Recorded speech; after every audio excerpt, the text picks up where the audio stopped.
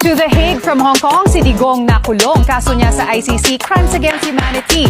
BBM at Sara wala ng unit team. Impeachment lumusot pero trial na udlo. Bilyon-bilyon sa flood control. Yan naman kayo. Pera sa maleta, inisbuk ni Zaldico. Car na may umbrella husdat, Biskaya, ICI, Binuo, Big Fish, asan kayo? Ikulumaya mga kurakot. Badlang people na galit, pag-isag, binitbit. From Luneto to Mindiola, Setyembre 21 na uwi sa gulo.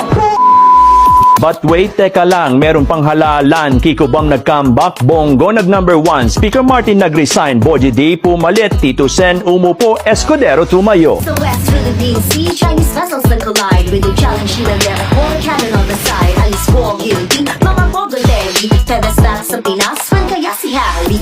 From missing sa bungero to missing bride to be, atong Gretchen na dawit, si bride nakauwi. SUV, Inararo, Bollard sa NAIA, rehab is underway, dyan sa may EDSA.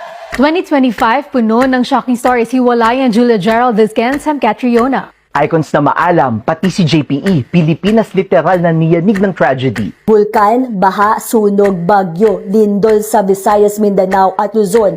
Tino, Nando, Krising, Uwan. Sabay tayo aahon, Pinoy, kaya mo yan.